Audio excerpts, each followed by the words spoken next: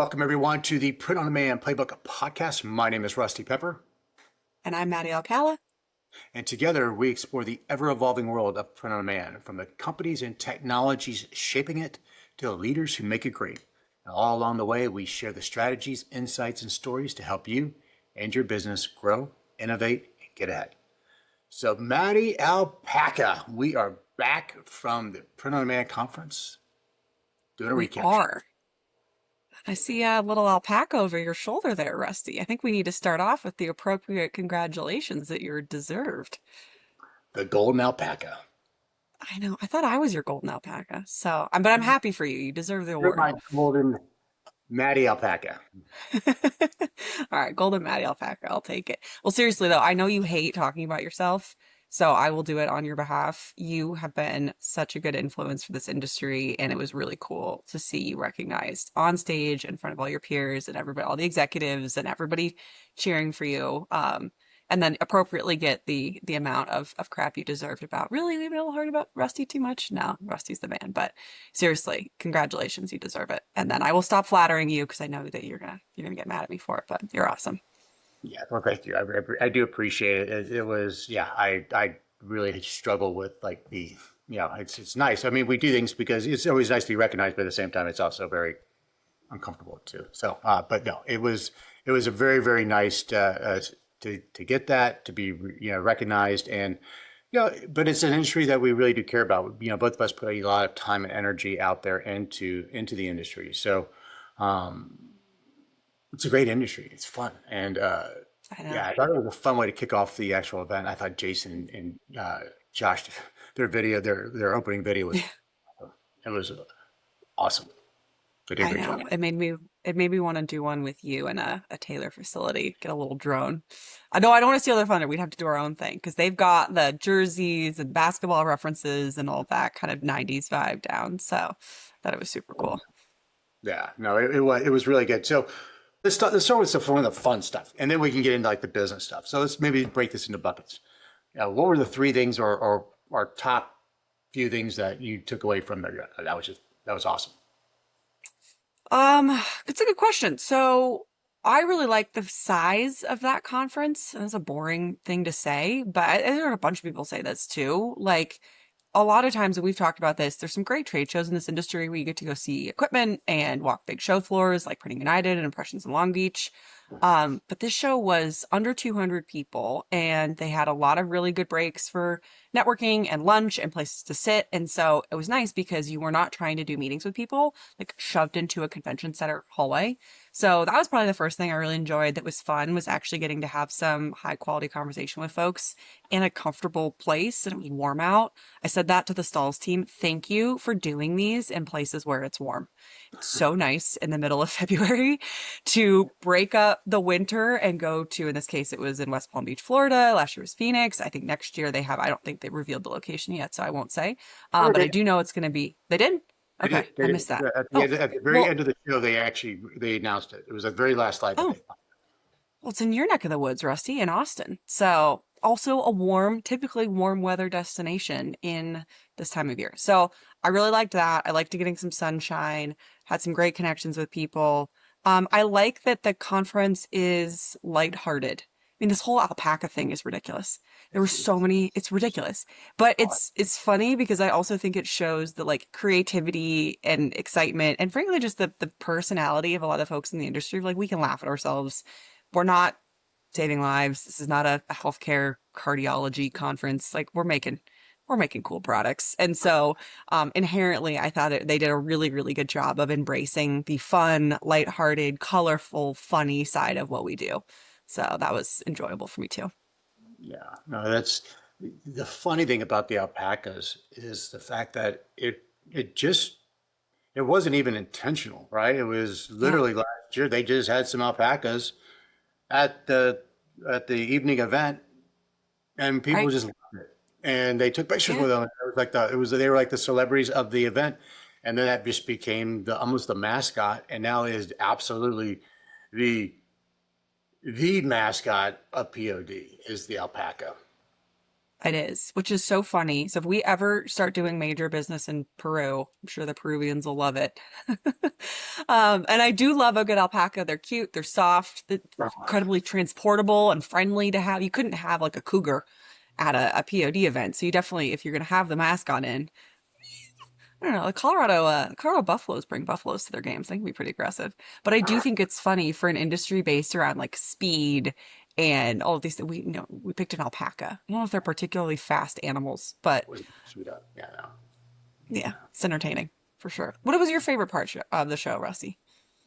Mine's boring too, but it's the same as it's the people. God, I love the people. Yeah, I just love seeing the people that I don't get to see that often. There's a core of us, right? That we're like on the circuit, and we go to these events because we enjoy being there and doing the content and everything else. But we see a lot of the same people a lot, which is awesome. yeah, But then it's all the other folks that maybe go 1 to 2 conferences a year that you don't get to spend much time with and see. To me, it's the community. I mean, I just yeah, truly enjoy the people, and they're fun because, like you said, we're not saving lives. We're not like in a life altering industry. We're in an industry that we make cool shit. It's fun, and and we're absorbing other industries too. And so all of a sudden, you're seeing these people coming in, and they're kind of got their eyes open, like, "Oh my gosh, this is amazing! I didn't know this was even a thing." And it's neat to see that, uh, and to see it embracing everybody. They said they're like collaboration. Everybody's open. They're willing to share. yeah, That's nice. I mean, the evening events, they're always fun. I mean, Stall's always just going to throw a good party. I mean, that's just what it is. Cigar bar was really cool. That was something you and I enjoyed, and the taco truck, we had all, yeah. So those type of things are fun. But yeah, I have to go with mine is the community. That's my favorite yeah. thing, I completely agree. and it probably It's will the be best that way part. every single event. I just because it's just fun to see people. I'm stuck in an office during the week, and unless I'm on the road, I don't get to see many people. I really come in here, work, go see my family, which I love. But yeah, it's nice to be out there and hang out. Yeah, I completely agree. I was exhausted though. I got home Wednesday night. I was so tired because these events you do the breakfast and then you have all day and you have lunches and then you go out at dinner and then you have a drink and you go back to your bed. And like, I barely know my hotel room. So I'm always exhausted after these events because it's just go, go, go. Because you want to make the most of the time when you're there because you don't get to see, as you said, some of these people you see more frequently, but a lot of these folks you don't get to spend time with. So it's like, I really want to see you because I'm probably not going to see you for another year or 6 months or whatever it is. But it was really nice. All right. What about professional topics? I got one more I need to Yeah. call out because I Okay. don't think you could be You wrong have about to. it. Obviously, being recognized too. I mean, that was one of my favorite things. I mean, as much as uncomfortable I am, it was really nice to get that recognition and to, hopefully it's something that continues and that people, it just keeps growing and all that. But yeah, I'd have to call that out because that was fun for me. It was embarrassing and all that, but it was still, it meant a lot. So Well, very well deserved. Did you think you were being roasted or it was a prank? I totally thought I was Yeah. being roasted.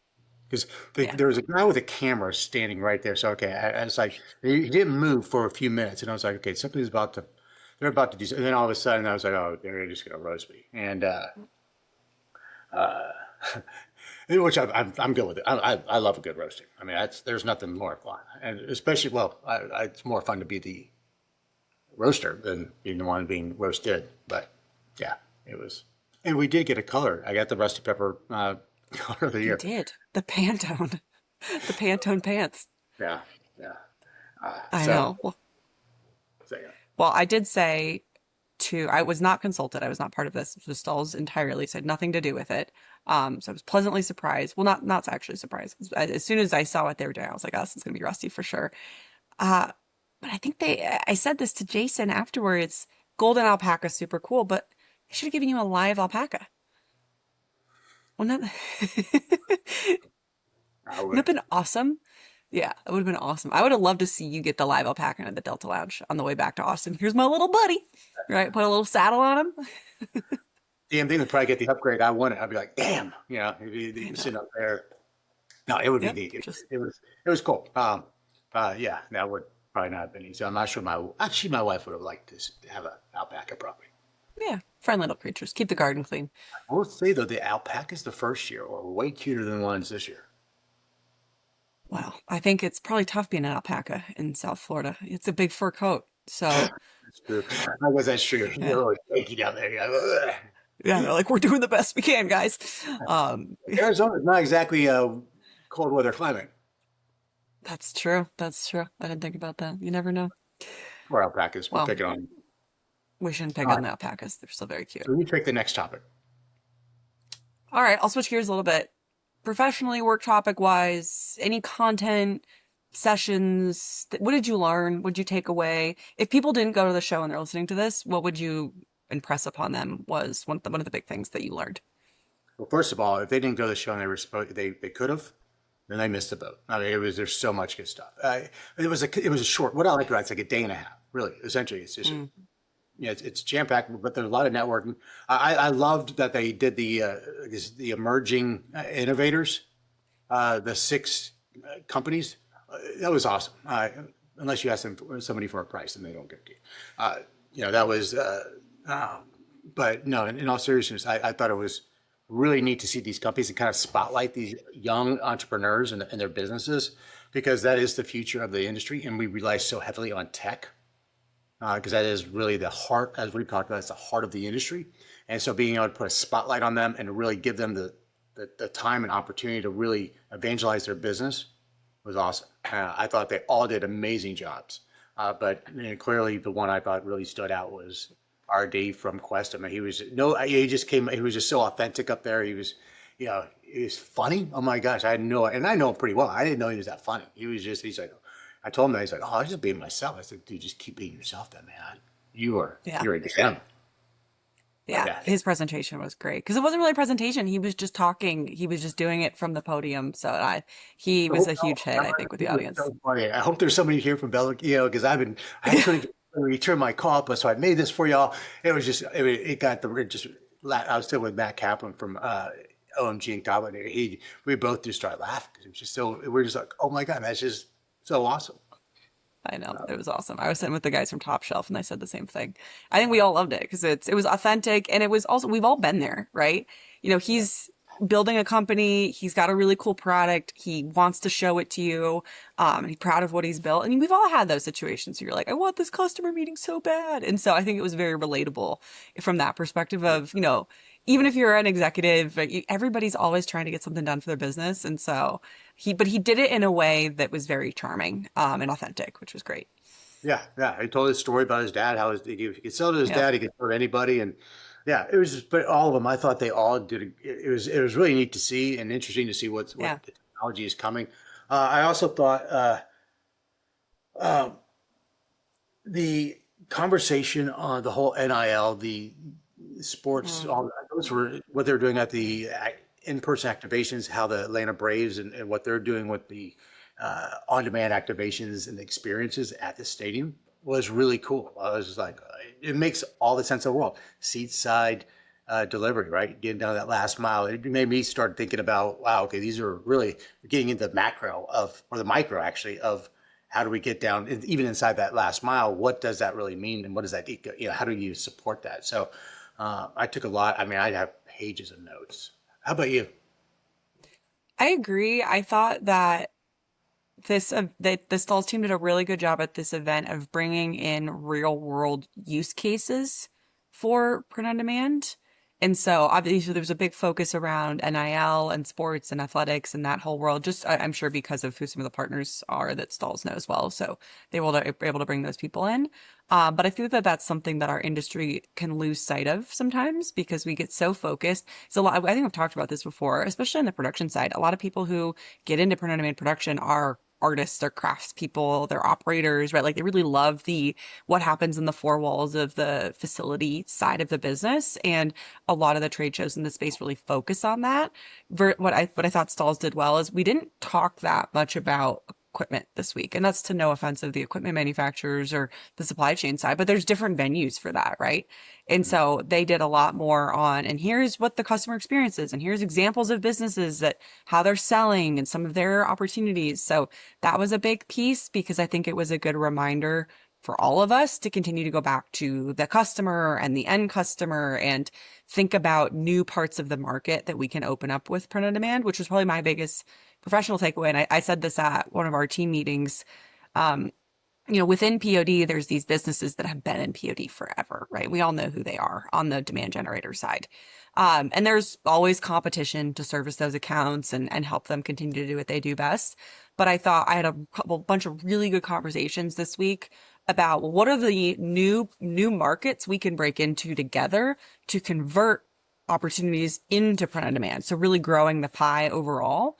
And I really liked hearing more conversations about that than I'd heard historically. So that would be my both advice and takeaway for people listening is yes, look at people who are already doing POD, but I think spending the time to educate, open up new markets. There's still so many people in the world who don't know what we do across retail and e-commerce and marketplace and promo and corporate and all these different types of customers with no idea what is possible with print on demand. And that's a really good use of time if you can sit down and have a conversation with somebody, because that could turn into volume for your business, for other businesses, and it just grows the overall market that we all have to service. Absolutely. We actually had a really good conversation with Ryan Bays from You Think at dinner Yeah. that night. And we kind of dove into some of those topics because, he's a young upstart company and they're growing like gangbusters. But we were all Yeah. like, who? And getting Mhm. to learn. And that's what's awesome about this industry is you're tapping into it. You don't print anything themselves. And I think that's why you don't see a lot of the Yeah. equipment conversations or even product. I mean, how often did anybody talk about product and any of the panels or any of the discussion? It was mentioned as a afterthought type. It was like, oh yeah, we did this, but it was really about the experience. It's about the technology. It's how do you move it? How is the industry moving forward, and how are you collecting everything? And to me, that's what it does make it refreshing, because you can go to a lot of other specific equipment type conversations or shows, and you get that. Here, it's really what does the future look like for it, and how are we getting there? Yeah, And how do absolutely. I mean, and you see it in other industries. I think I've talked about this before. There's a show in Vegas called Shop Talk, which is the kind of go-to. I've been a few times for on the retail side, and it's targeted toward really more of the demand generation, technology, solution side of those businesses. And it's a huge show. So it's kind of evolved into being everything, right? Where you can talk, but it's different than but another show I've been to, which is Manifest, which is a supply chain show. And you get different folks attending because the people in major retailers like a Home Depot, right, who are on the supply chain side, they're looking for super efficient robotics and trucking and logistics and freight forwarding and warehousing solutions, right? And so there's an event specifically for them. And then there's an event more on let's talk about AI and innovation and trends in the future and all that kind of stuff, more around customer experience. And obviously there's always overlap between the two, and there's people that go to both and all of that. But it made me think about this for our industry is I think this was kind of a small version of the what's next of the demand side a bit more. Whereas, shows even like in Impressions, for an example, which is a great show, tends to be a bit more focused on the operational supply chain, blanks, garments, machines, production side of the world. Which is why we've talked about, we go to those shows. I always like seeing the new equipment and the innovation, but spend very little time. So I'm not going to buy a printer. It's not my thing. It's not your thing either. I should never. It'd be scary, right? Like the printer I have is a little Epson that sits in my closet where I print my like boarding passes and stuff like that if I need it. But that's about it. That's my CapEx. But there are folks who should go and do those things, and I'm not sure it's super efficient. So I liked that this event was much more focused on the demand side of the world. I always like going to those shows because I don't. It's not what I like before going there, but when I'm there, I've learned to flip my badge around because it says Taylor, and if you're at an equipment show and they see Taylor, which is this monster company, they're like, "Hey," I'm like, "Not your guy. Wrong guy. I'm not your guy. I'm just going to save you a whole speech because I'm not a buyer. Just make that clear, because they will literally like chase you down, like, oh my God, I'm like, yeah, I'm not a buyer." Yeah, yeah. I've had experiences like that more on the kind of blank goods side of the world with the Guten business in the past. It's like, no, we're not in the market of buying t-shirts. We're not going to buy a bunch of these products. It's not what we do. You're barking up the wrong tree. Really nice to meet you, but yeah. So Yeah. yeah. No, it's one thing I also call. I think we'd be remiss if we didn't mention though too, going into this about we come up with our summary for this conference was a lot more distributors and more promo. It was way more represented this year than it was last year. Yes. Obviously it's bigger, so there was more room for it. Uh, but I met a lot of distributors. I knew some of them, but there was a couple that I hadn't met before that I got to meet, which was amazing, and more suppliers as well. I met quite a few traditional analog suppliers that are really trying to Oh, understand their business. Like, how do they, they do digital printing, but they don't have the digital workflow. They go on demand to really support it. And what's nice is they're thinking about it, they're looking at it, they're talking about it. We've got some calls set up with them to be able to just kind of I want to hear what they're thinking about, how they're looking to do it, because it helps us just understand what that market's doing. But that's a huge unlock right there. If we can get more of those suppliers supporting the industry, it's awesome. Oh, the cat's back. my assistant's here. Ah, She's made her presence known. Yes. She has to go to cat jail this weekend and she knows, so she's angry about it. she's not happy. Yeah. Yeah, she's going to the little kitty motel because we have a family trip. So sorry, baby. Well, no, I completely agree. And what was I going to ask you? On that vein, what do you think for next year? I have a thought. Like, if you were to give the stalls team feedbacks, obviously we both agree it was a great event. Um, Anything that you would suggest that they change, add, do differently, preserve, anything like that? I want to put some longhorns on an alpaca. That's the first thing I want to do, is have an alpaca with longhorns. I think that's really important. Since they're Cool. coming to Austin, Texas, the capital of Texas, for those that don't know that.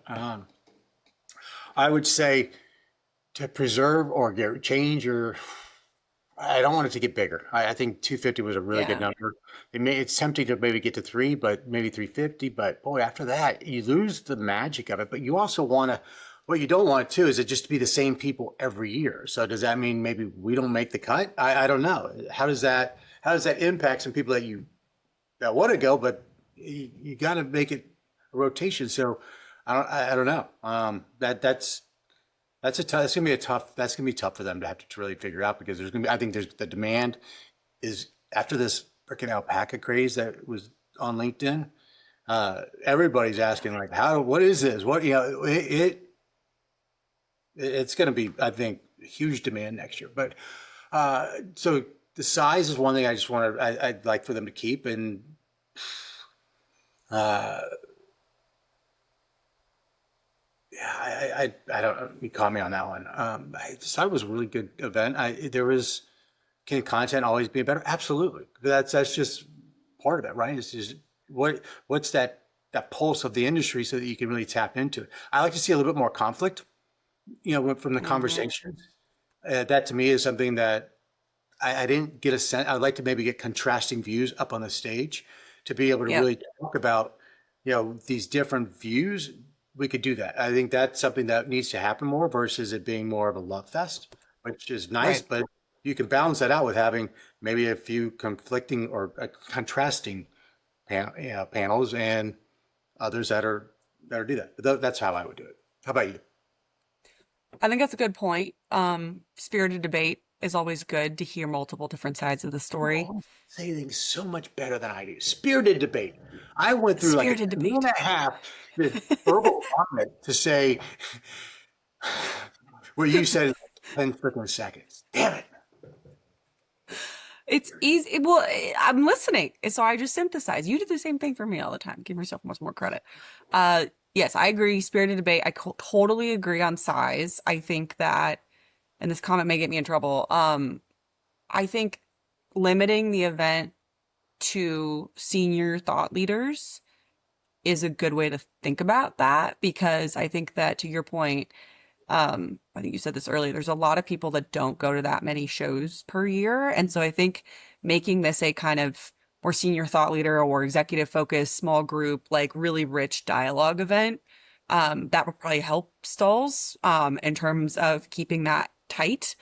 Which is tough, right? Because you probably have a lot of people who are up and coming in the market who really want to go and learn from some of these really smart executives they have on stage and all that kind of stuff. But um, for me, not to, that's one of the things I really get out of it, is being able to sit down with CEOs and heads of business and folks you don't typically see at the other trade shows and have conversations with them. So, totally agree on the size point. I think getting it to be too much bigger would be you start to lose some of it. But I'm sure it's going to be a tough order for stalls to really try to figure out the right mix, and they want to be inclusive and build a community, but also, really have the people there that are going to continue to add value and make a great conversation.